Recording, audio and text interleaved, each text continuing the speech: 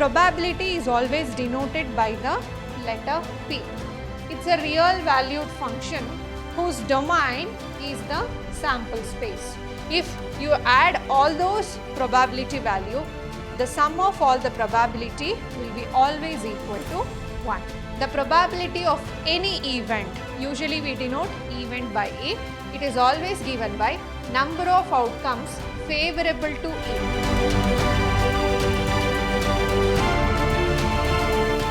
Hello everyone, a warm welcome to one and all. This is your Shruti ma'am lecturing in Vidhyaashram, the Temple of Excellence, Mysuru. So in earlier sessions, we have discussed about the random experiment, sample space, types of events and algebra of events. So based on all those explanation, now we got an idea about the probability. So from now on, let us calculate the value for the probability for the random experiment. So in today's session, I'll be taking axiomatic approach to probability. So this is one of the theorem that gives us the definition about probability. Then what does it say? Axiomatic approach to probability says, let S be a random experiment. So it's a sample space of a random experiment. Then probability is always denoted by the letter P. It's a real valued function whose domain is the sample space. Always the element whatever you take, it belongs to the sample space. So therefore, if probability P is a function, then domain of the function is the sample space and range is always lies between 0 to 1. Satisfying the following condition, that is the probability will be always greater than or equal to 0. And the second one says probability of the sample space is always equal to 1. And if E and F are mutually exclusive events, then we write P of E union F is equal to P of E plus P of F. So probability is nothing but a measurement of an event. So when you have an event, for example, throwing a die. So what is the sample space? We have a sample space that is equal to 1, 2, 3, 4, 5, 6. So this is the sample space of an experiment. So we can have number of events for the sample space.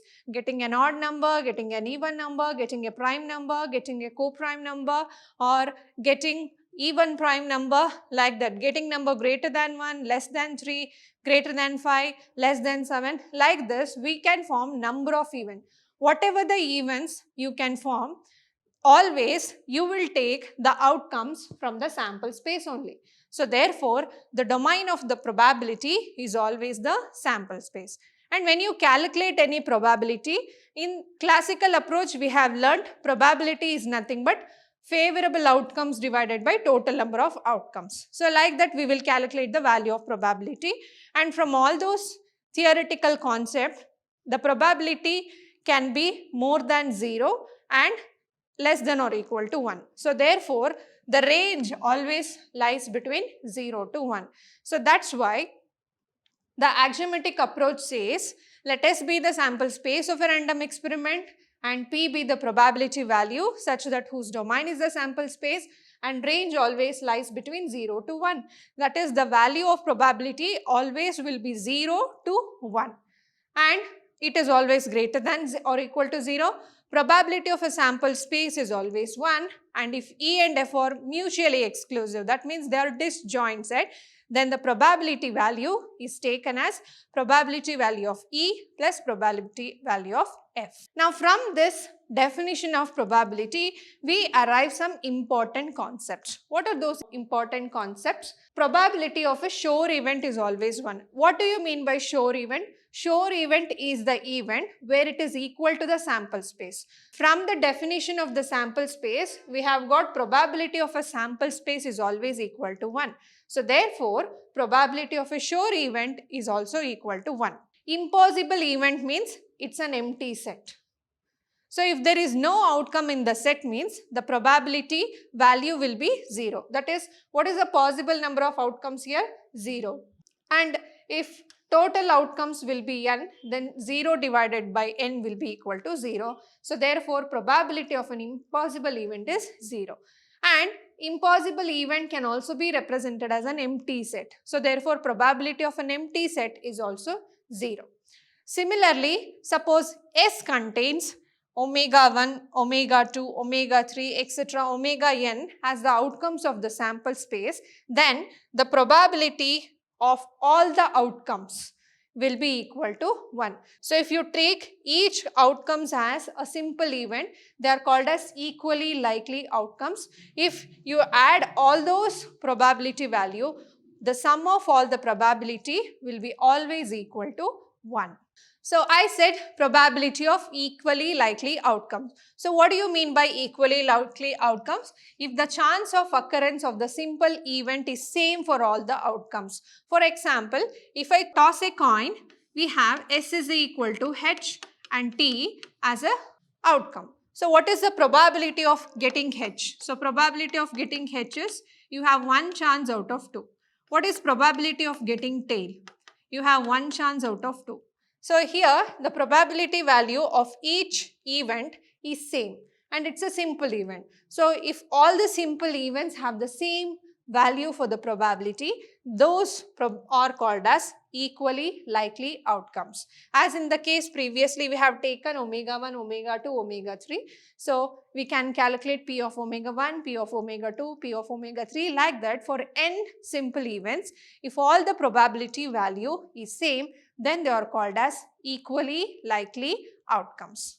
Next, what do you mean by probability? So from all these explanations, what we can consider is the probability of any event. Usually we denote event by A.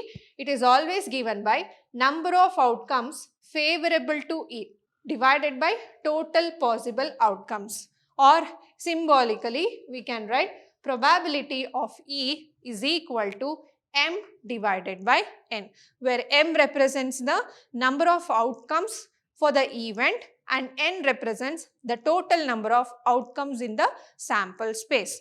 For example, if I take throwing a die as an experiment, we have 1, 2, 3, 4, 5, 6. If this is the sample space, we have number of elements is equal to 6.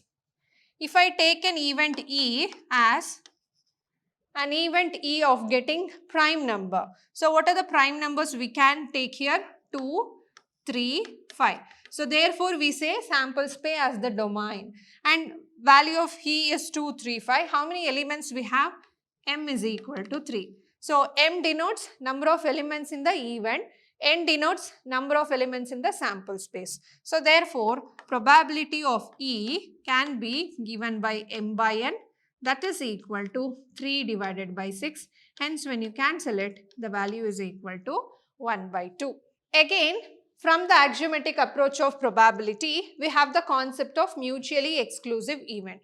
Mutually exclusive event means they should not occur simultaneously, or the event of occurrence of one does not disturb the event of occurrence of the other.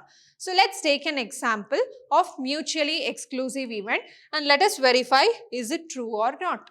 So now let us calculate the probability of mutually exclusive event. So I have taken here the sample space as 1, 2, 3, 4, 5, 6. Let me take any two events. A. Let me take A denotes odd number and B denotes even number. So clearly from this observation, here A intersection B is equal to empty. That means they are disjoint. So according to the statement, probability of A union B must be equal to probability of A plus probability of B. Let us verify it now. So we have A now. So probability of A. Let us calculate probability of A. So probability of A is nothing but elements in A divided by total number of events. So it is 3. And in sample space we have 6. So therefore it is equal to half. Now let's check for probability of B. It is same. It is 3 elements out of 6. It is equal to half. Let's see what is A union B. A union B is 1, 2, 3, 4, 5, 6. So therefore, what is probability of A union B? It is equal to, in A union B also you have 6 outcomes. In the sample space is also you have 6 outcomes. So therefore, it is equal to 1. Now let's calculate P of A plus P of B. What does we get? P of A is half, P of B is half. So half plus half is 1. So we got this value as 1 and this value as 1. So therefore, when two events are mutually exclusive, we can write the probability of A union B or A or B as the sum of probabilities. So we can say the probability of A or B can become a sum of their individual probability if they are mutually exclusive events. Now, let's see what happens for the probability of different kinds of event. So the first one is probability of A or B. So the probability of A or B is nothing but A union B. So it is same as the cardinality of sets which you will do in practical problem. That is, probability of A union B can be written as probability of A plus probability of B minus probability of A intersection B. So this is the general representation of probability of A or B.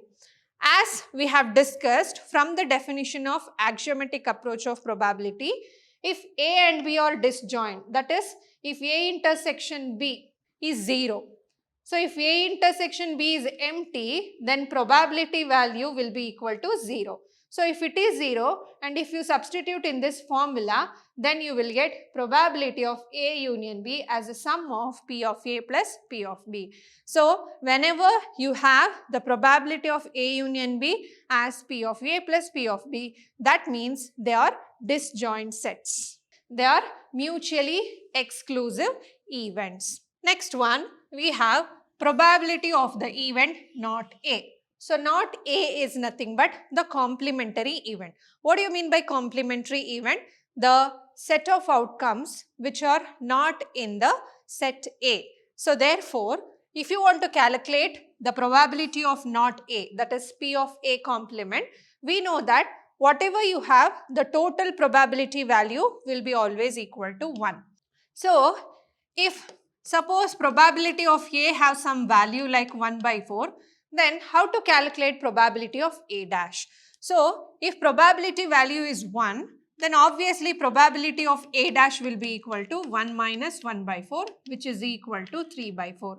So that is, whatever the value of A it has, it should be exactly opposite to that value. That is, if total value of the probability is 1, then it has to be subtracted from P of A to find the probability of not A. So that is why we have to calculate probability of A dash is equal to 1 minus P of A. So if you want to calculate the probability of not A, then you should subtract the probability value of A from 1. So therefore, in general, we write probability of A plus probability of A dash is equal to 1. Why? Because we know that A union A dash is equal to sample space. So if A union A dash is equal to sample space means, if you apply the probability for this, so probability of A union A dash will be equal to probability of sample space. We know that A and A dash are disjoint. So whatever the elements of A, it will not present in A dash and vice versa. That means they do not have any common element. So from the event A or B, if they are mutually exclusive event, we can write the probability as probability of A union B in the form of P of A plus P of B. Similarly, we can write this as probability of A plus probability of A dash. What is probability of sample space? It is always equal to 1. Hence, we arrive at the conclusion that probability of A and its complement is always equal to 1. So from all this explanation, we arrive at some important concept that if A and A are mutually exclusive and exhaustive event. Exhaustive means their union must be equal to sample space. Mutually exclusive means their intersection must be empty. So if A and A dash are mutually exclusive, that is, if their intersection is empty, and exhaustive. Their union is sample space. And when you apply the probability value for that, A intersection A dash means disjoint. Disjoint means it is empty. So what is the probability value of an empty set? It is equal to 0. And A union A dash, as I said, it will be equal to the sample space we have studied here. A union A dash is sample space, means when you apply the probability, it is equal to the probability of sample space. So therefore, probability of sample space will be equal to 1. Next one, we have probability of the event A minus B.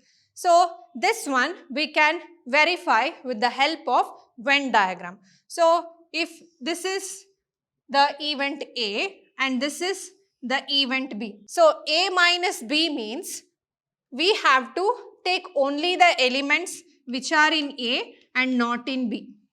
So elements in A means only this is the A minus B. So this is actually A intersection B we get. And similarly, this represents B minus A. So if you see this complete circle as A, if you want only the elements in A, you have to remove the intersection part. So removing the intersection part of the elements, we will get only the elements which present in A. So therefore, the probability of A minus B can be taken as probability of A minus probability of A intersection B, because we are taking out the common elements so that we are getting only the elements in A. So that's why we have a general formula, that is probability of A minus B can be written as probability of A minus probability of A intersection B. Similarly, the same concept is for probability of B minus A. So if you take this complete circle as B, if you want only the elements in B which are not in A, that means you have to remove the common part. So that's why probability of B minus probability of A intersection B gives only the probability value of B minus A. So let's take few problems to understand all these concepts of probability. One card is drawn from a well-shuffled deck of 52 cards. If each outcome is equally likely, calculate the probability that the card will be diamond, not an ace, a black card, not a black card. So total we have 52 cards. So therefore we have n is equal to 52. Let's calculate the probability value for each event. So let's take the first one. So a diamond. So let A denote getting a diamond.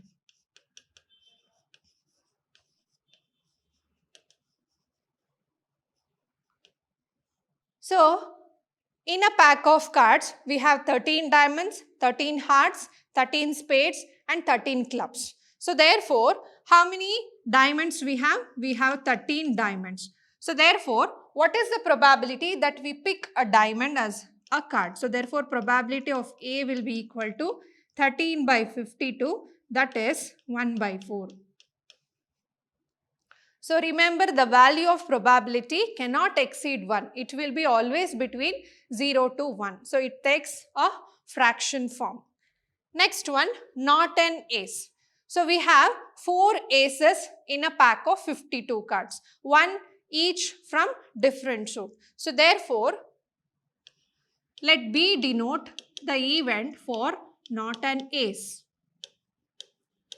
So if n is equal to 52, so M is, out of 52, there are 4 A's, but we don't need A's. So it is 52 minus 4, which is equal to 48. So we get probability of B is equal to 48 divided by 52. So which is equal to 12 divided by 13. Let's take a probability of a black card. So if you take an event C as getting black card.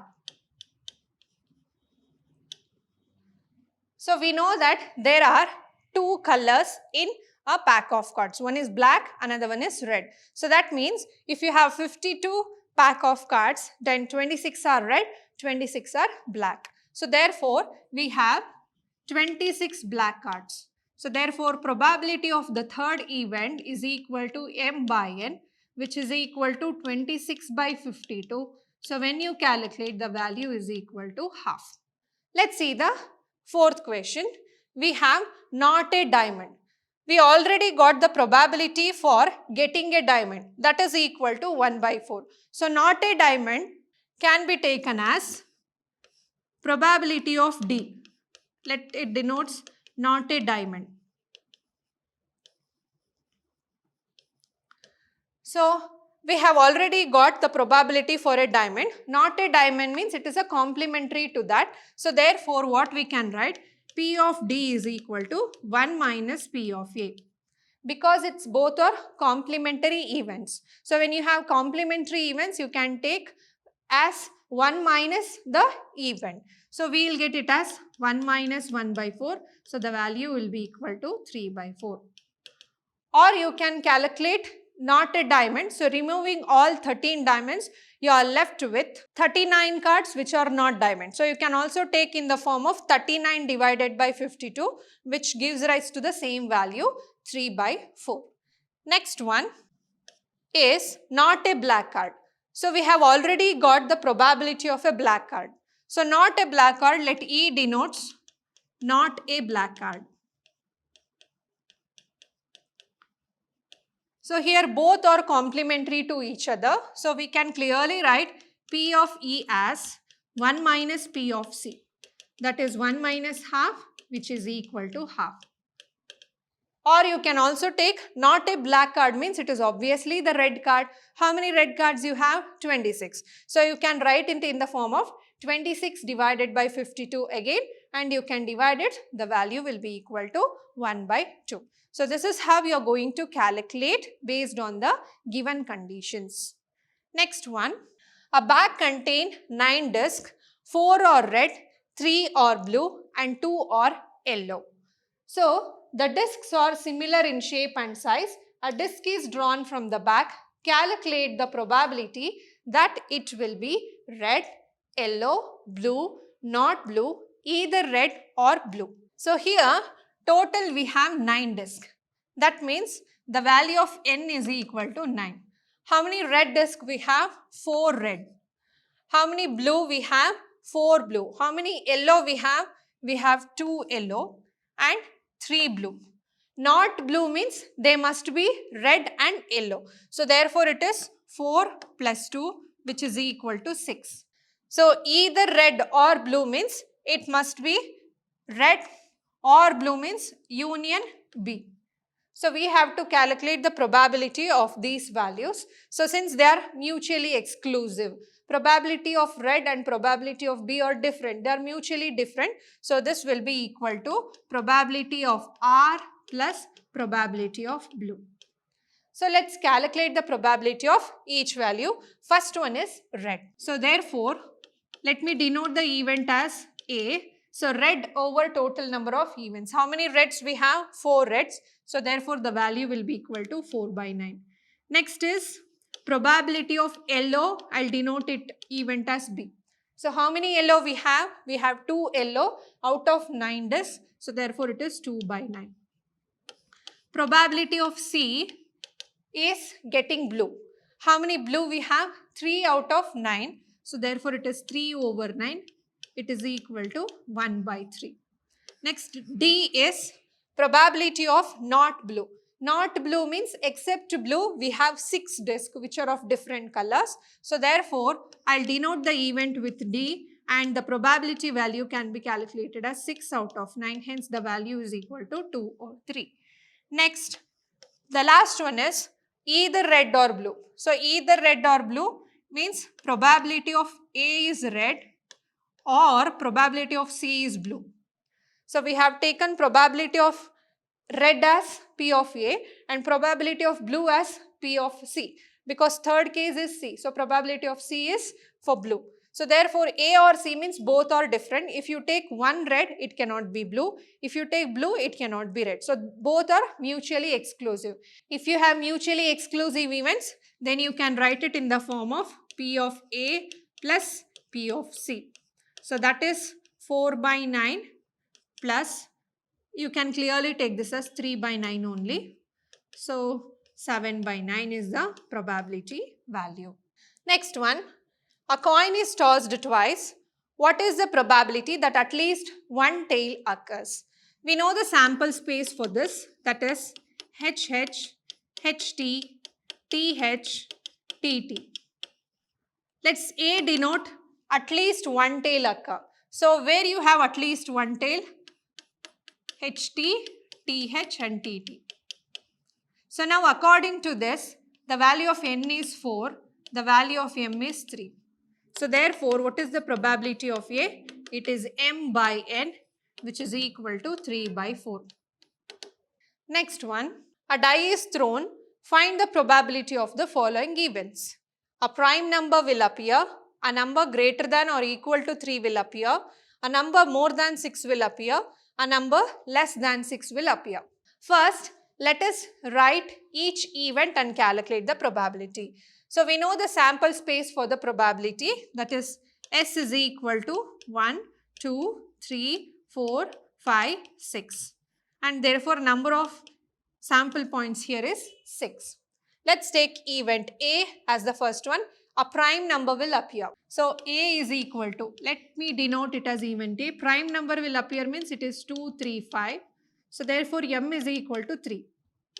So probability of A will become 3 divided by 6, which is equal to 1 by 2. Let's take a second one. A number greater than or equal to 3 will appear. So greater than or equal to 3 means 3, 4, 5, 6. So M is equal to 4 here.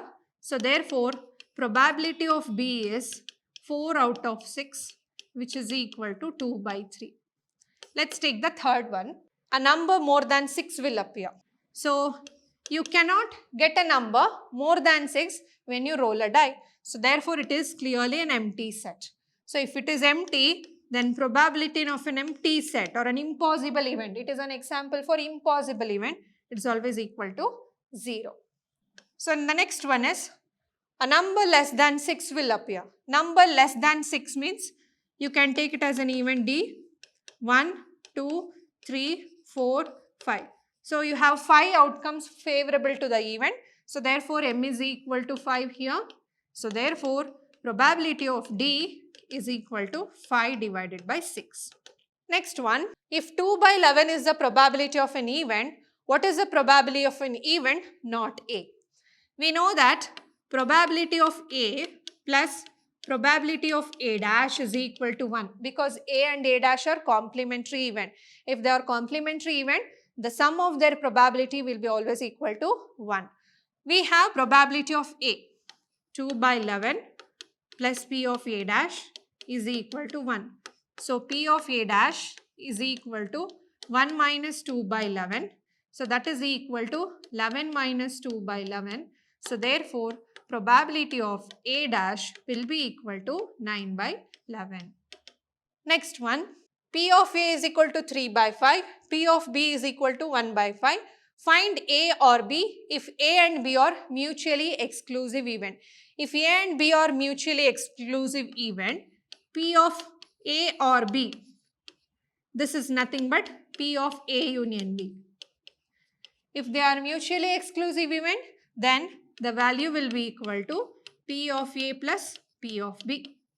So therefore I can write it as 3 by 5 plus 1 by 5, which is equal to 4 by 5. So like this, we are going to calculate the probability of any types of events based on given condition. In our next session, we will take up few more practical problems to calculate the probability. Until then, keep watching, keep learning, keep exploring. Thank you.